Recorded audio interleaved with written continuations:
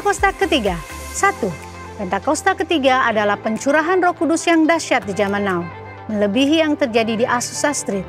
2. Pentakosta ketiga akan mengakibatkan penuaian jiwa yang terbesar dan yang terakhir sebelum Tuhan Yesus datang kembali.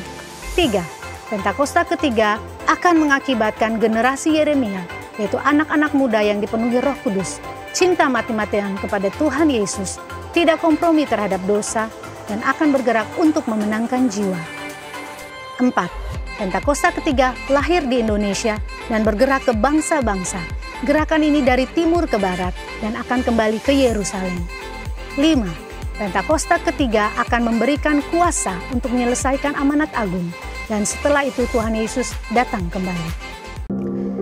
Mazmur 91, dalam lindungan Allah, orang yang duduk dalam lindungan yang maha tinggi dan bermalam dalam naungan yang maha kuasa, akan berkata kepada Tuhan, tempat perlindunganku dan kubu pertahananku, Allahku yang kupercayai. Sungguh, dialah yang akan melepaskan engkau dari jerat penangkap burung, dari penyakit sampar yang busuk. Dengan kepaknya ia akan melindungi engkau, di bawah sayapnya engkau akan berlindung. Kesetiaannya ialah perisai dan pagar tembok. Engkau tidak usah takut terhadap kedahsyatan malam, terhadap panah yang terbang di waktu siang, terhadap penyakit sampar yang berjalan di dalam gelap, terhadap penyakit menular yang mengamuk di waktu petang. Walau 1000 orang rebah di sisimu dan 10.000 di sebelah kananmu, tetapi itu tidak akan menimpamu. Engkau hanya menontonnya dengan matamu sendiri dan melihat pembalasan terhadap orang-orang fasik. Sebab Tuhan ialah tempat perlindunganmu, yang maha tinggi telah kau buat tempat perteduhanmu. Malapetaka tidak akan menimpa kamu, dan tulah tidak akan mendekat kepada kemahmu. Sebab malaikat-malaikatnya akan diperintahkannya untuk menjaga engkau di segala jalanmu. Mereka akan menatang engkau di atas tangannya, supaya kakimu jangan terantuk kepada batu. Singa dan ular tedung akan kau langkahi. Engkau akan menjak anak singa dan ular naga. Sungguh, hatinya melekat kepadaku, maka aku akan meluputkannya. Aku akan membentenginya, sebab ia mengenal namaku. Bila ia berseru kepadaku, aku akan menjawab. Aku akan menyertai dia dalam kesesakan. Aku akan meluputkannya dan memuliakannya. Dengan panjang umur akan kukenyangkan dia, dan akan kuperlihatkan kepadanya keselamatan yang daripadaku. Amin.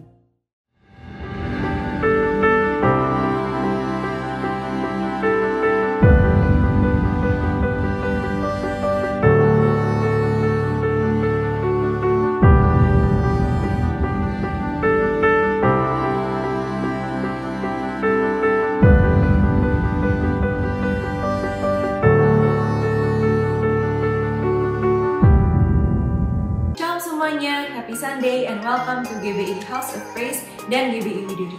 Sebentar kita akan memuji menyembah Tuhan dan mendengarkan firman yang akan dibawakan oleh hambanya Bapak Pendeta Hadi OTJ.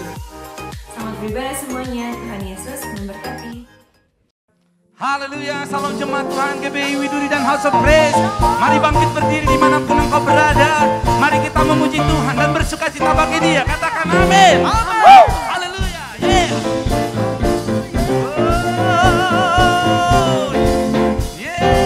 Sama-sama katakan. Dalammu ku temukan sukacita. Dunia takkan sanggup untuk berikan. Segala bebanku pun digantikan selama ku ada di dalammu. Katakan pun, Kaulah sukacita, pengharapan dan kehidupan. Kau beri kekuatan, haleluya, bersukacita selamanya. Yang bersukacita katakan amin. Amin. Katakan kau ada mendampingi setiap langkahku. Berikan kekuatan, berikan kekuatan dengan Roh-Mu. Janji-Mu yang telah menuliskan dunia rancangan yang indah. Sama-sama katakan, Kaulah sukacita.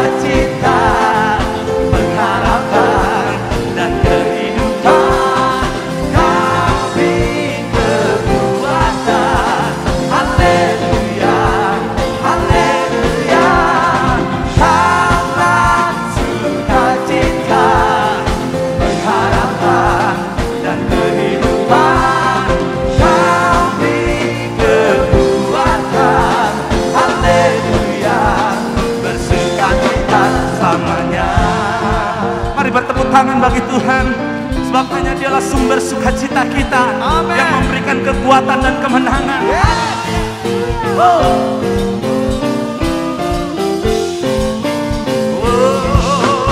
Katakan.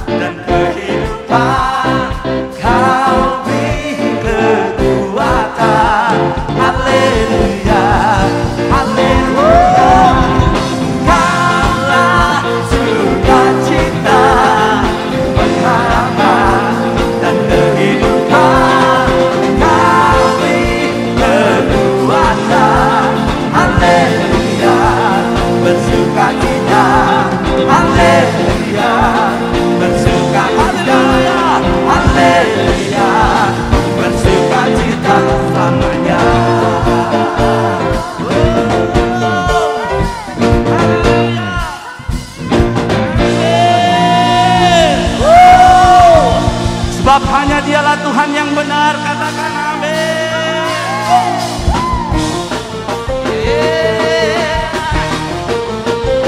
Haleluya.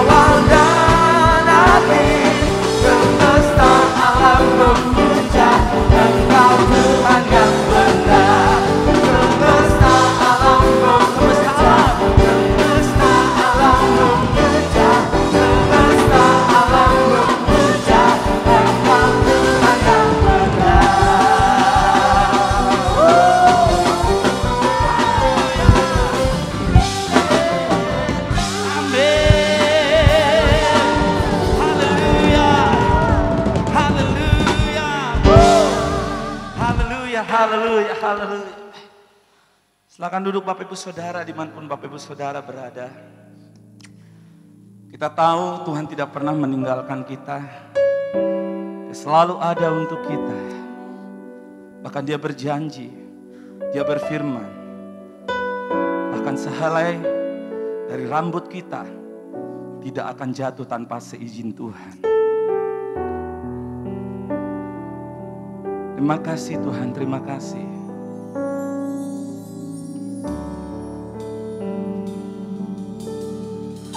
Musim akan selalu berganti, kasih Tuhan tetap abadi, tak akan berubah sampai selamanya. Ku tetap percaya, ku yakin Tuhan memberkati, ku yakin Tuhan melindungi.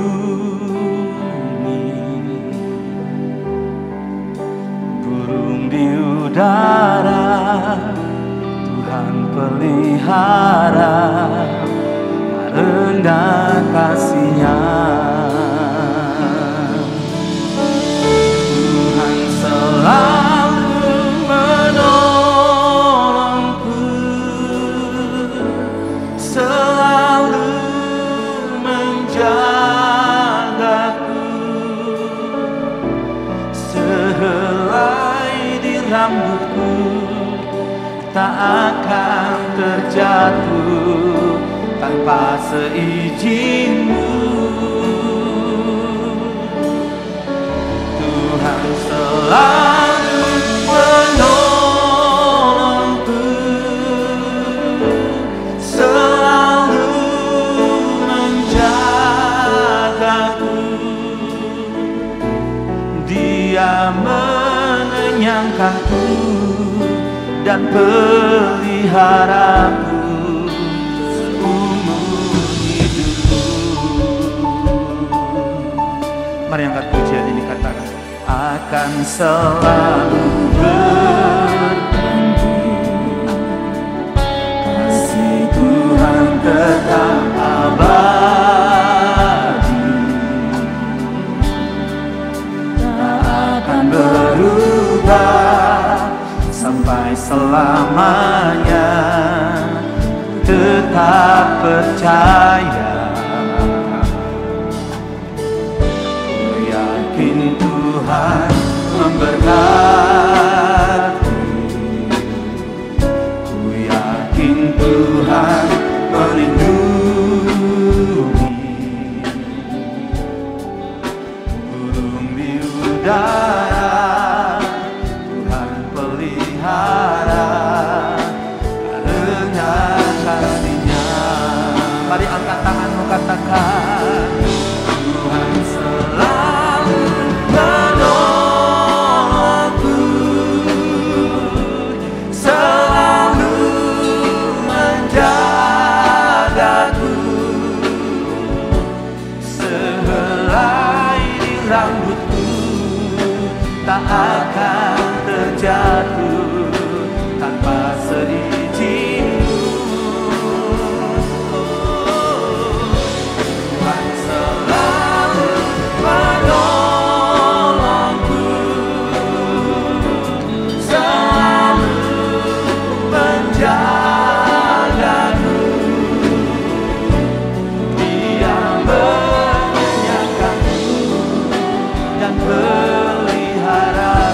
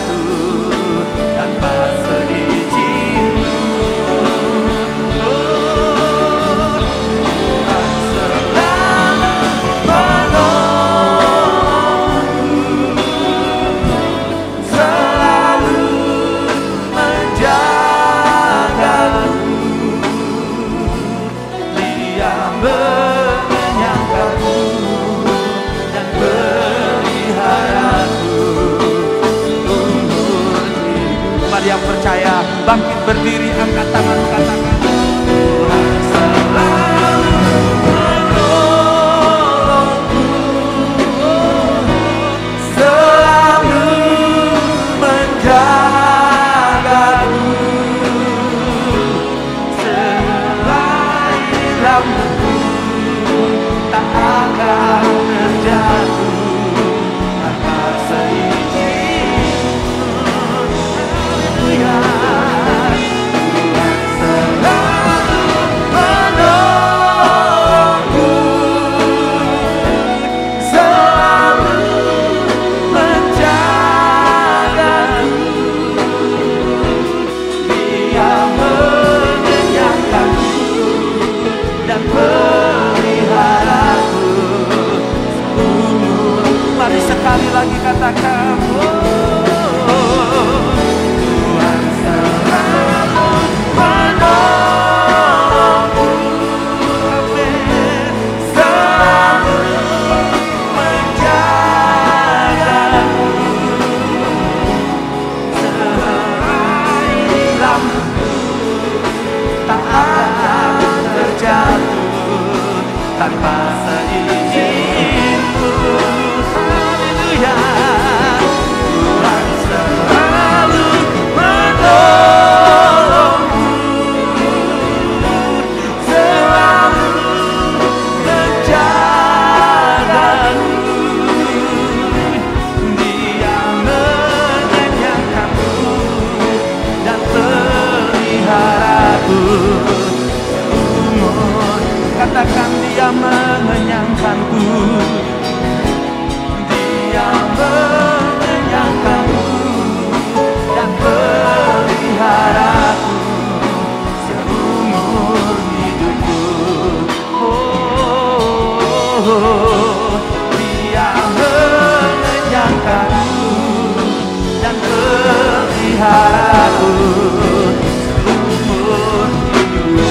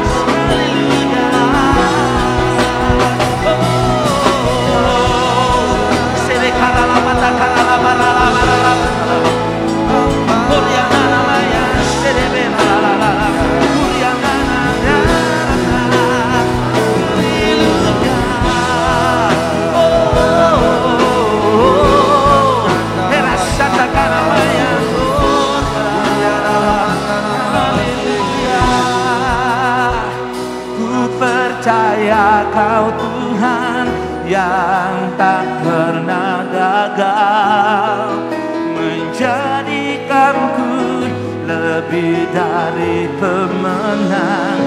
Ku percaya percaya Kau Tuhan yang tak pernah lalai menepati janji-janji-Mu.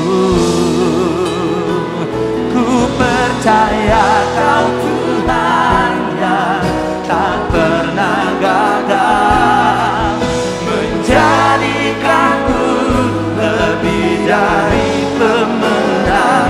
Ku percaya Kau Tuhan yang tak pernah lalai menepati janji-janji-Mu.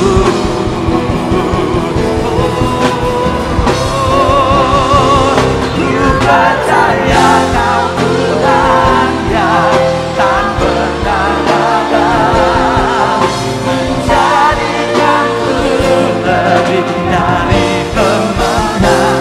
Ku percaya Kau Tuhan yang tak pernah lalai menepati janji. Lebih lagi katakan dengan iman. Ku percaya Kau Tuhan yang tak pernah gagal menjadikanku lebih dari pemenang.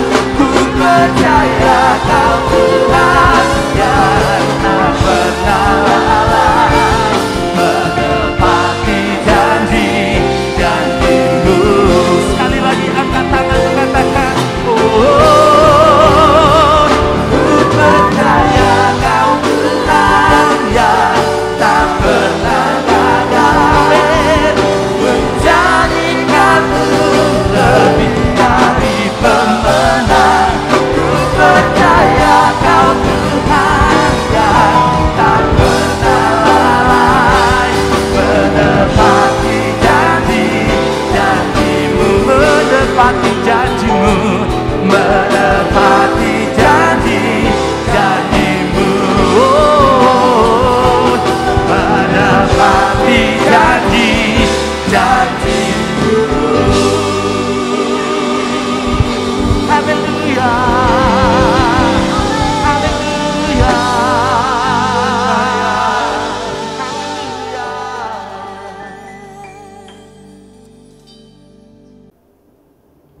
Shalom, Jemaat GBI Widuri dan Hope. Apa kabar semuanya?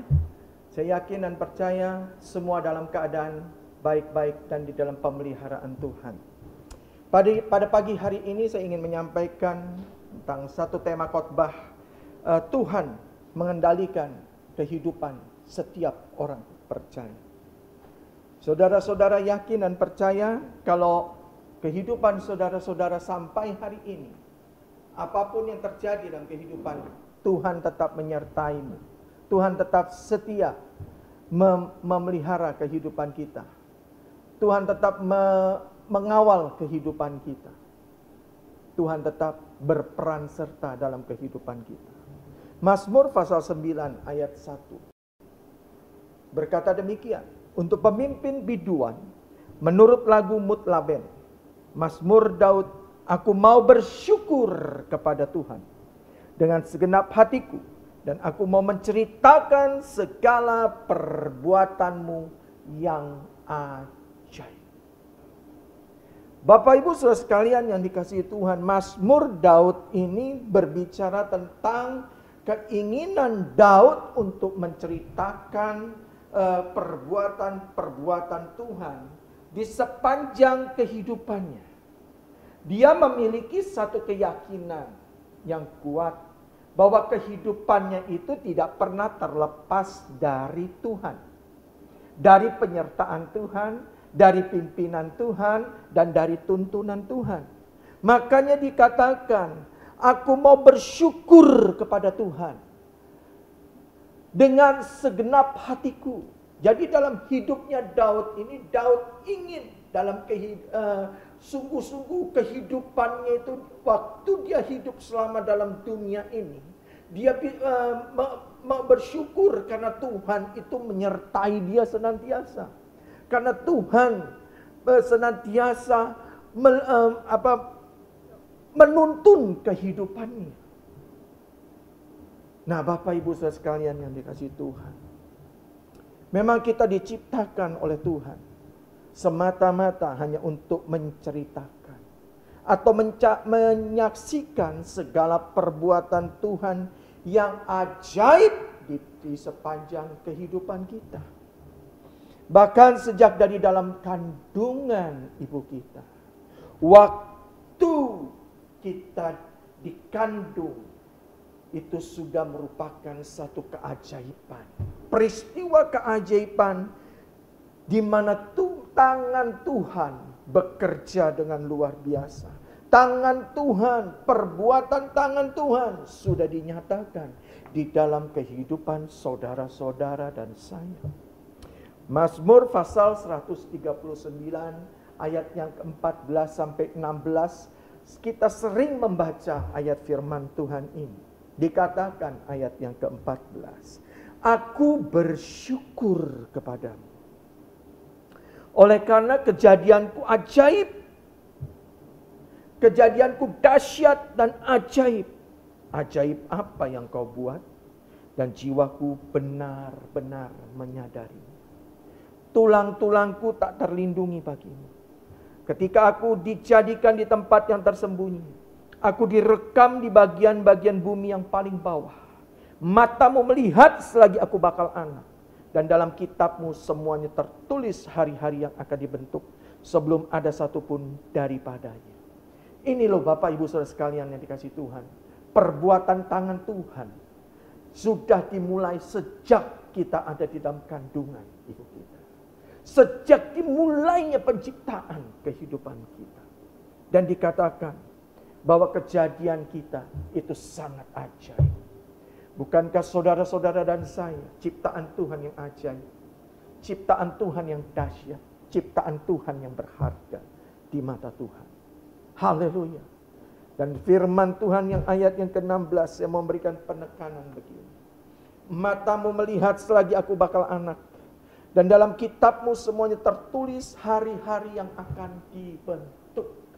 Sejak dari dalam kandungan, sejak kita diciptakan, Tuhan itu sudah mempunyai draft. Tuhan itu sudah mempunyai blueprint tentang perjalanan kehidupan saudara-saudara. Yang dia rancangkan sendiri. Yang dia buat sendiri. Hari-hari yang penuh dengan kehidupan bersama dengan Tuhan. Ada penyertaan Tuhan di situ. Ada pembelaan Tuhan di situ. Ada kasih Tuhan di situ. Ada kasih karunia dan anugerah Tuhan di situ. Itulah kehidupan bapak-bapak, ibu-ibu, saudara-saudara, saudari-saudari, dan saya. Haleluya. Bapak ibu sekalian yang dikasihi Tuhan. Jadi kalau kita bisa ambil kesimpulan di sini. Sebenarnya kehidupan kita ini adalah pembelajaran. Dari setiap keadaan-keadaan atau kejadian-kejadian yang kita alami. Merupakan satu pengalaman demi pengalaman berharga bagi kita. Dari kejadian-kejadian kehidupan kita, Tuhan hanya semata-mata ingin menyatakan pribadinya kepada kita. Tuhan hanya ingin menyatakan keberadaannya di dalam kehidupan setiap orang-orang pilihan. Tuhan ingin menyatakan penyertaannya dalam kehidupan saudara-saudara dan saya. Saya berbicara di sini khusus bagi orang-orang percaya. Yang tidak keluar dari koridornya. Yang tidak keluar dari setiap rancangannya. Orang-orang yang percaya kepada Dia. Tuhan memiliki rancangan kepada setiap orang pada awalnya. Tetapi dalam perjalanan kehidupan, apakah dia percaya kepada Kristus atau tidak? Orang yang di luar Kristus, pasti dia sudah keluar dari tracknya Tuhan. Keluar dari rancangannya Tuhan. Makanya saudara-saudara dikatakan, ada satu perbedaan antara orang benar dan orang tidak benar.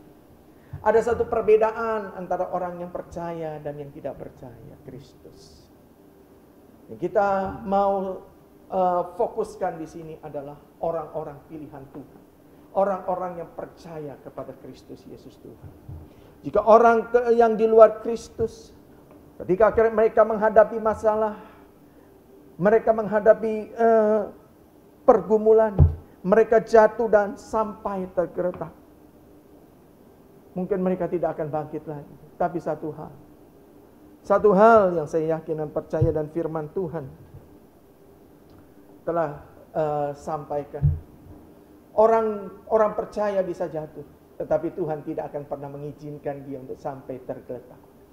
Tuhan mungkin mengizinkan kita jatuh, tetapi Tuhan akan membangkitkan kita kembali.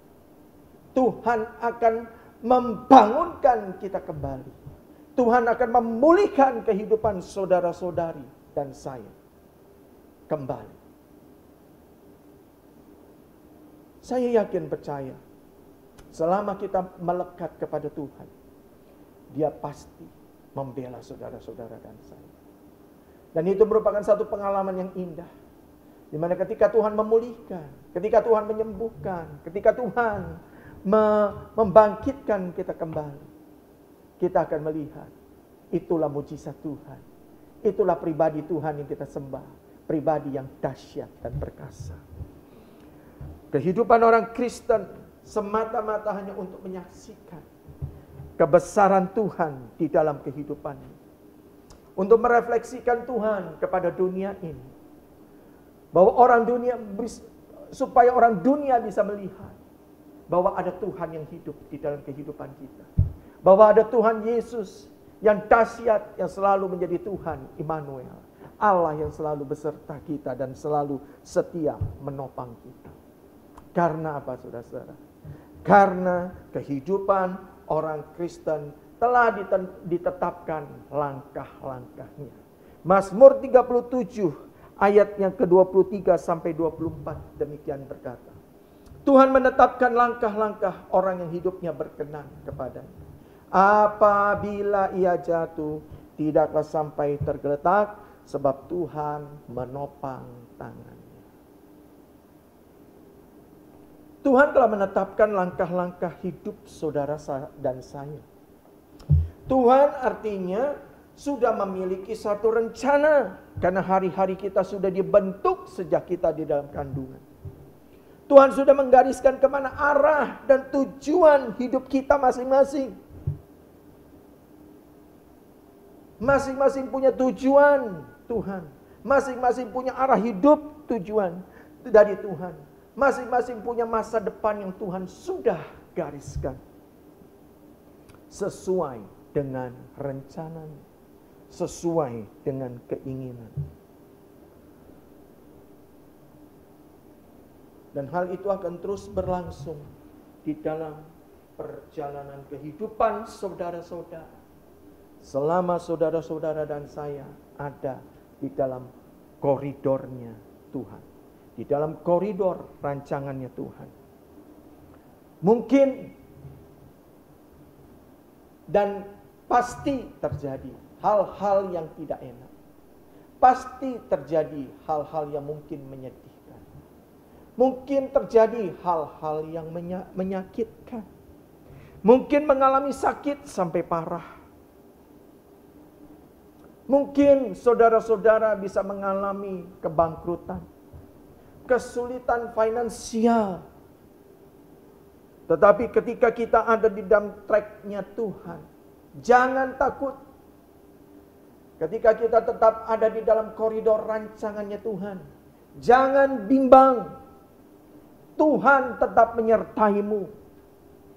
Sekalipun engkau berjalan di dalam lembah kekelaman, engkau hidup di dalam padang gurun, itu tidak akan membawa engkau binasa. Itu tidak akan membawa engkau jatuh tergeletak sampai engkau tidak dapat bangkit lagi. Karena kita tahu itu merupakan satu bagian dari rancangan Tuhan, di mana Tuhan ingin menyatakan pribadinya, di mana Tuhan ingin menyatakan kuasanya, di mana Tuhan ingin menyatakan seperti yang saya tadi telah katakan, ingin menyatakan bahwa aku ini loh, keberadaanku ada di pihakmu. Dan ketika saudara-saudara disertai Tuhan, Tuhan mampu untuk memulihkan. Tuhan mampu untuk menyembuhkan. Tuhan mampu untuk membangkitkan sekalipun kita sudah mati. Itu bagian dari rencana Tuhan. Itu bagian dari rancangannya Tuhan dalam kehidupan. Tuhan mampu memulihkan engkau berlipat-lipat kali ganda. Tuhan mampu mengembalikan apa yang hilang 100 kali lipat ganda. Karena Tuhan telah menetapkan langkah-langkah kita. Orang percaya, orang pilihannya, yang dikasihinya, yang telah dipilihnya untuk menyatakan kemuliaan Kristus, untuk menyatakan kuasa Kristus yang bekerja di dalam setiap kehidupan orang-orang percaya. Untuk itu saudara-saudara, apapun kesulitanmu, sesulit apapun pergumulanmu, seberat apapun bebanmu, saya mau katakan, jangan khawatir.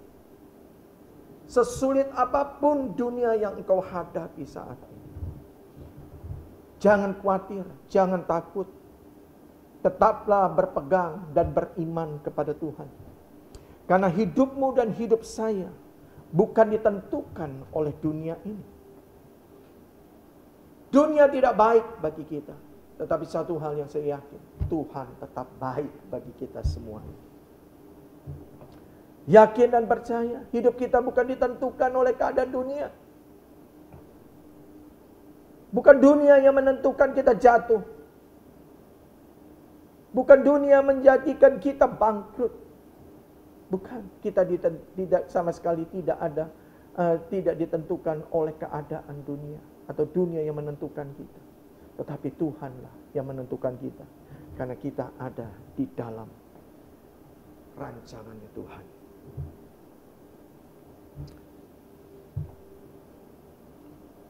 Jangan takut jikalau Tuhan izinkan engkau jatuh.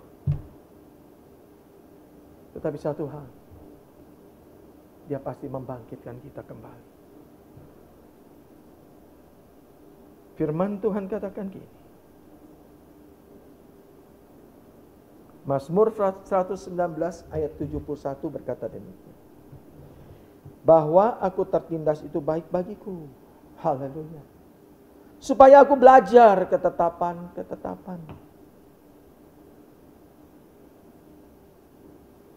Firman Tuhan katakan bahwa aku tertindas itu baik bagiku. Kadang-kadang kejadian-kejadian yang tidak enak, kejadian-kejadian yang mungkin menyedihkan, menyusahkan, merugikan, mungkin itu tidak enak saudara-saudara. Itu bisa terjadi dalam kehidupan kita. Tapi satu hal, bahwa kejadian-kejadian yang seperti ini, untuk apa saudara-saudara? Untuk menyadarkan kita. Mungkin satu ketika kita sudah mulai keluar dari rencana Tuhan. Mungkin kita sudah keluar dari kebenaran. Tuhan tidak tinggal diam bagi orang-orang pilihannya. Dia punya berbagai macam cara untuk mengembalikan saudara-saudara dan saya. Dan Dia punya berbagai macam cara supaya kita belajar tentang kebenaran, tentang ketetapan-ketetapan. Ketika saudara-saudara mengalami masalah, kesulitan, pergumulan dalam hidupmu, ada kedua keadaan yang terjadi.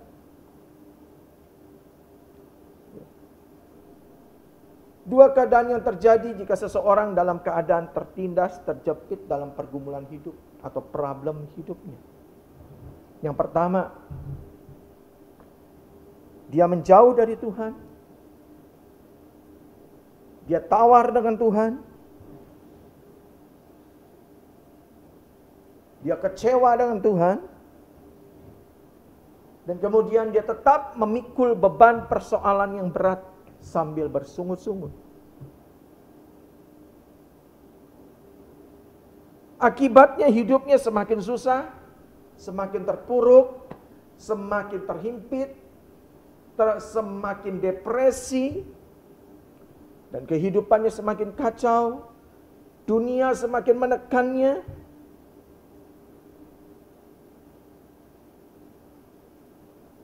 Tidak ada jalan keluar, akhirnya jalan pintas atau jalan sebagai apapun sebagainya. Itu orang yang pertama. Dan yang kedua,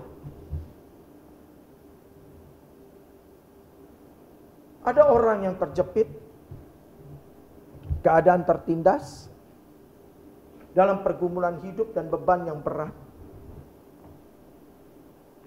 Dia tidak menjauh dari Tuhan, tetapi dia mendekatkan dirinya kepada Tuhan dan mengambil keputusan.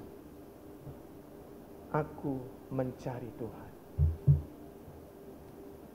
Jadi orang yang kedua ini mendekatkan diri dan mengambil keputusan untuk mencari Tuhan. Memfokuskan dirinya kepada Tuhan. Beribadah lebih serius dengan Tuhan. Bersekutu dengan Tuhan lebih serius. Ketika menghadapi persoalan, dia datang kepada Tuhan dengan sungguh-sungguh. Kalau tidak ada persoalan, dia mungkin kurang sungguh-sungguh, kurang serius, kurang berdoa, kurang berkomunikasi dengan Tuhan, kurang mengucap syukur. Tetapi ketika ada persoalan di dalam kehidupannya, dia datang mendekat kepada Tuhan dan mengambil waktu. Ampuni dosa dan kesalahanku Tuhan. Dan mengambil keputusan untuk terus mencari Tuhan dan tuntunannya Tuhan. Bapak Ibu sekalian yang dikasihi Tuhan, solusi akan didapat ketika engkau mencari Tuhan dengan sungguh-sungguh. Tuntunan Tuhan akan keluar karena engkau fokus kepada Tuhan, karena engkau dekat dengan Tuhan, karena engkau sungguh-sungguh menguduskan dirimu ketika engkau menghadapi persoalan yang berat. Tidak ada jalan keluar, sudah habis akal, sudah habis pikiran, sudah habis dana, sudah tidak memiliki daya upaya apa lagi. Kanan kiri sudah mendesak, depan belakang sudah mendorong. Tetapi engkau menengadahkan dirimu kepada Tuhan. Fokus kepada Tuhan. Disitulah Tuhan akan membuat telinga rohanimu menjadi tajam dan peka.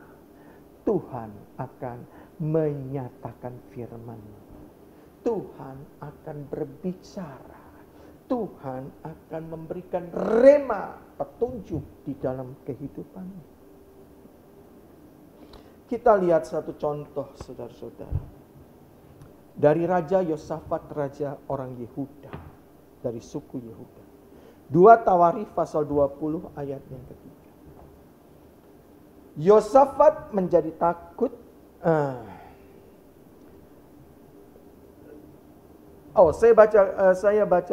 Saya kasih ringkasannya terlebih dahulu. 2 Tawarikh pasal 20 ayat pertama sampai 30. Itu menceritakan di mana Bani Moab dan Bani Ammon dan pasukan suku Menuim bersama-sama ingin menyerang Yerusalem dan penduduk menyerang Yehuda dan penduduk Yerusalem, yang tidak memiliki kekuatan yang cukup untuk menghadapi mereka. Pasukan yang besar, pasukan yang sangat kuat. Dan dikatakan di situ Yosafat menjadi takut dan mengambil keputusan untuk mencari Tuhan. Ia dan seluruh Yehuda serta seluruh penduduk Yerusalem. Di dalam ayat yang ketiga, 2 Tawarikh 20 ayat 3. Yosafat menjadi takut melihat pasukan Bani Moab dan Amon serta Menuim ini, saudara-saudara. Dia tidak memiliki kuasa, dia tidak memiliki pasukan yang handal untuk berperang. Karena mereka adalah satu suku yang kecil, saudara-saudara. Lalu Raja Yosafat mengambil keputusan untuk mencari Tuhan. Yosafat sudah kepepet depan, belakang, kiri, kanan. Tetapi masih ada pintu yang terbuka di atas, saudara-saudara. Dan ia menyerukan kepada seluruh Yehuda dan orang penduduk Yerusalem untuk berpuasa.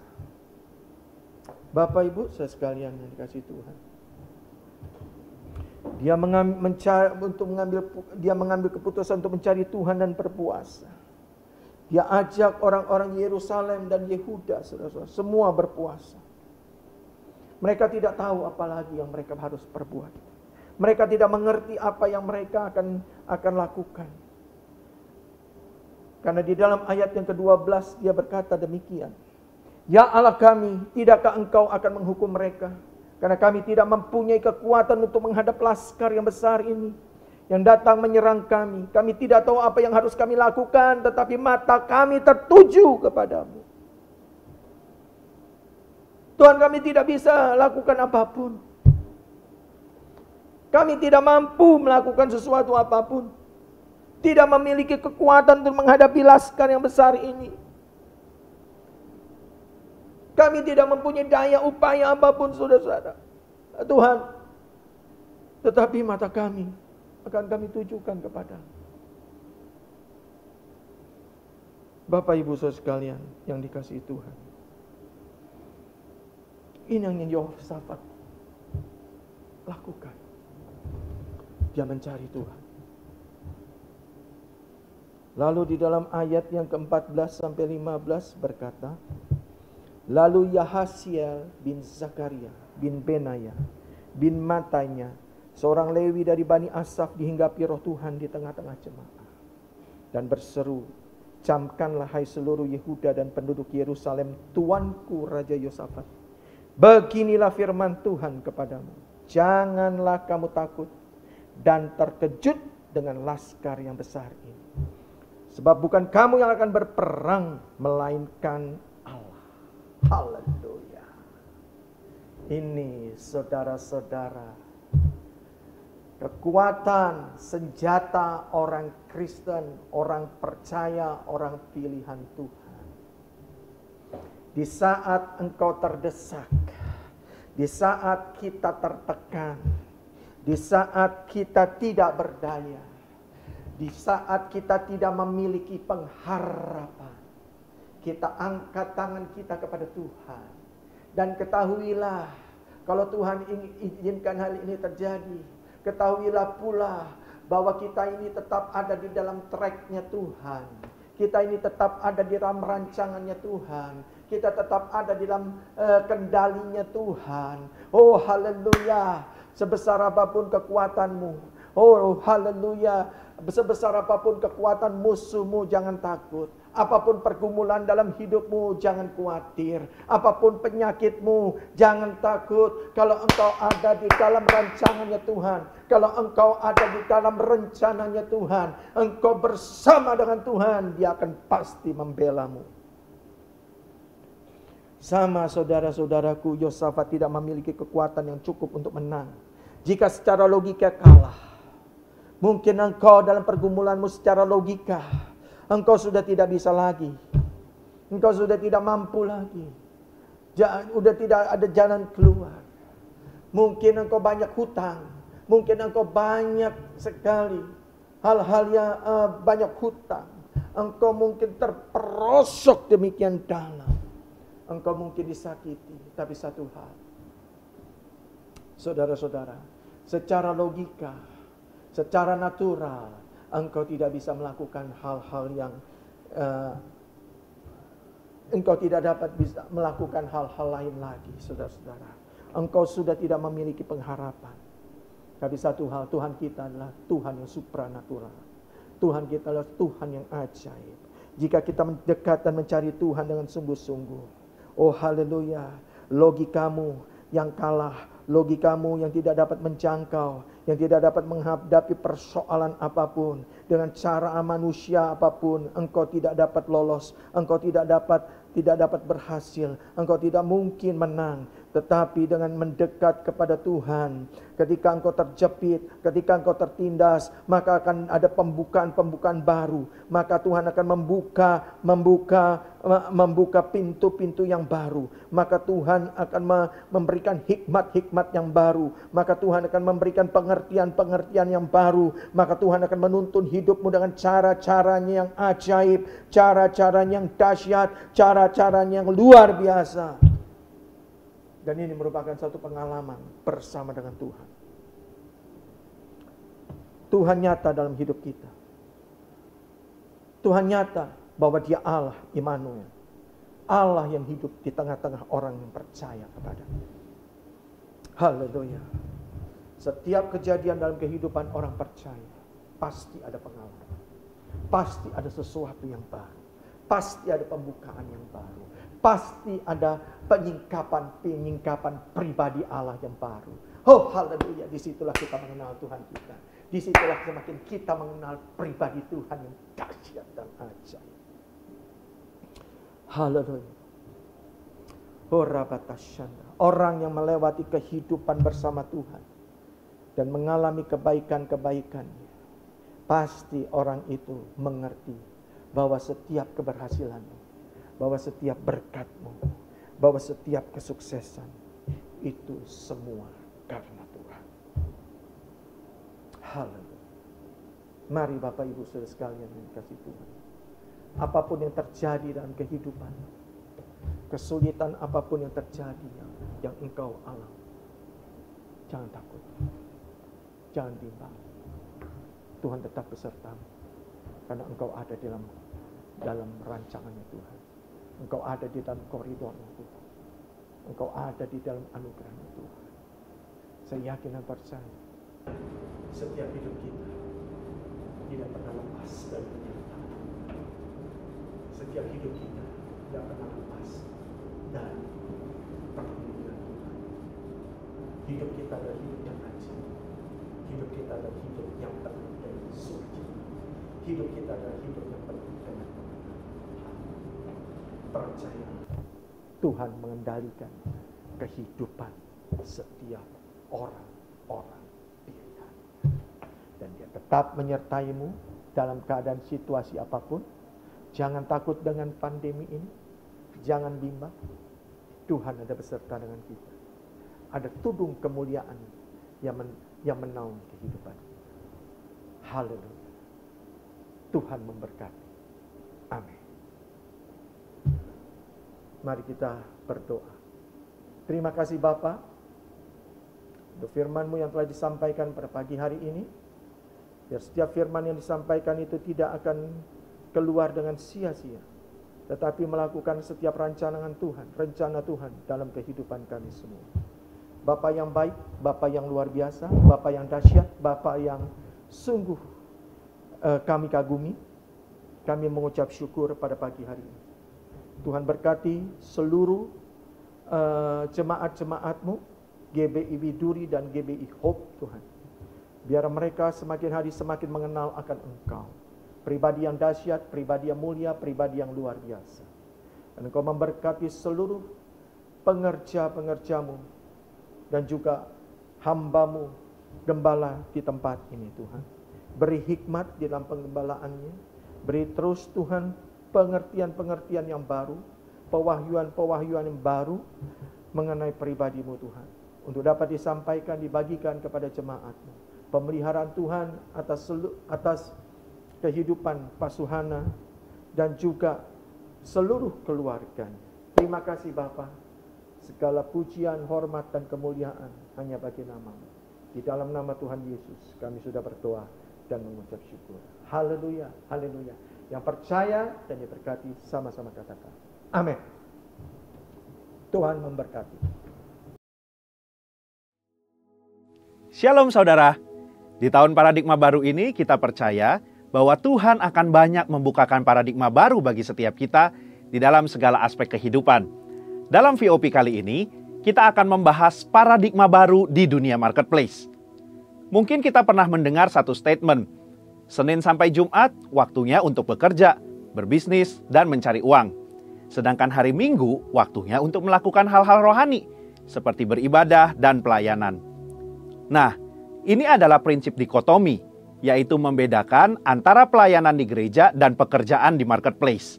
Seakan-akan hal rohani itu lebih superior dan tidak bisa dicampur dengan kegiatan dalam dunia usaha. Tuhan tidak menginginkan hal itu. Dikotomi dapat menimbulkan pemahaman bahwa orang yang bekerja di marketplace tidak bisa mengambil bagian dalam amanat agung Tuhan Yesus. Dalam Kisah Para Rasul dituliskan ada 40 mujizat sebagai pernyataan kuasa Roh Kudus melalui para rasul dan murid-murid Tuhan Yesus lainnya. Yang menarik, ternyata dari 40 peristiwa itu hanya satu peristiwa yang terjadi di tempat yang rohani, yaitu di gerbang indah di Bait Allah. Sisanya terjadi di tempat-tempat publik dan melibatkan murid-murid yang bekerja juga di marketplace. Ini menunjukkan bahwa Tuhan ingin menyatakan kehadirannya di dunia marketplace, di antara para pelaku bisnis, para karyawan, para pedagang, juga di antara profesi-profesi lainnya. Sejak awal penciptaan, Tuhan menciptakan manusia untuk menguasai bumi, sambil menikmati hubungan yang intim dengannya. Karena itu seharusnya pekerjaan, bisnis, dan profesi yang kita geluti di marketplace dijalani dengan sukacita, sambil terus menikmati persekutuan yang intim dengan Tuhan. Jadi, pekerjaan bukanlah sesuatu hal yang terpaksa harus kita lakukan supaya kita hidup. Sebaliknya, pekerjaan itu adalah ladang pelayanan untuk setiap kita melipat gandakan talenta yang kita miliki. Biasanya, setiap kita melakukan pekerjaan atau berbisnis adalah untuk memenuhi kebutuhan kita. Namun, oleh karena kehadiran kita sudah dipenuhi Roh Kudus, dunia usaha seperti kantor-kantor, pabrik-pabrik, pasar, dan tempat terjadinya transaksi pun dapat dipenuhi oleh hadirat Tuhan. Selain itu, orang percaya dengan pertolongan Roh Kudus akan menghasilkan karya-karya yang hebat di marketplace untuk kemuliaan Tuhan.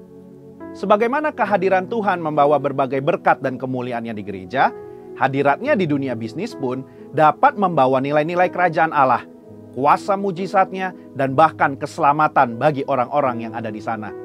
Sebagai contoh, mari kita bahas bagaimana penerapan paradigma yang baru dalam dunia bisnis.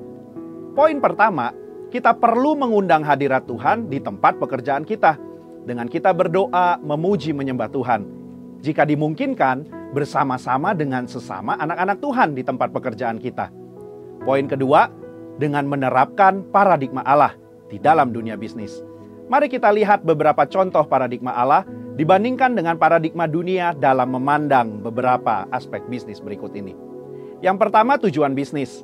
Paradigma dunia menekankan bagaimana memperoleh laba sebesar-besarnya untuk para pemiliknya dengan cara menghalalkan segala cara, termasuk melakukan tindakan yang tidak etis.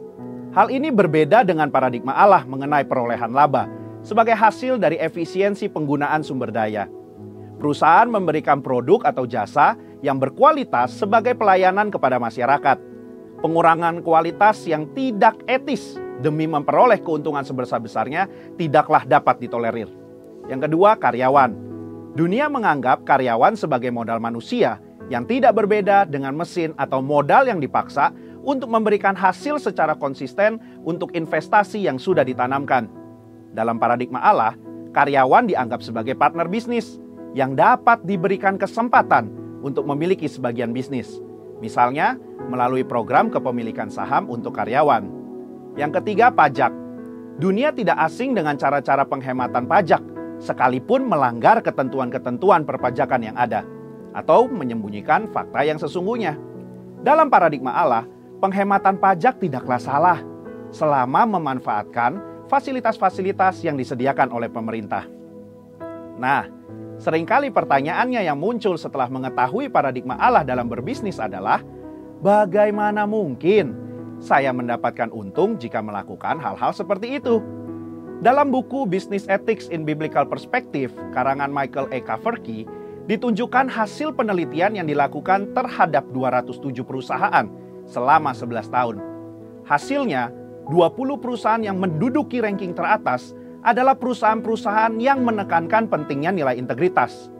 Sebagai kesimpulan, di era Pentakosta ketiga ini, di mana Roh Kudus dicurahkan kepada semua orang, maka setiap kita yang berusaha dan bekerja di marketplace perlu meminta pengurapan Roh Kudus dalam pekerjaan kita dan menerapkan paradigma Allah.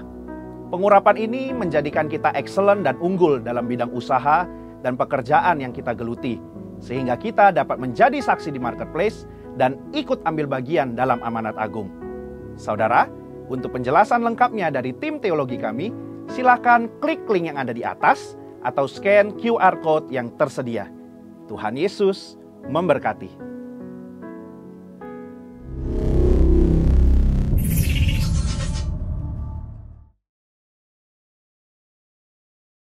Mari kita angkat kedua tangan kita.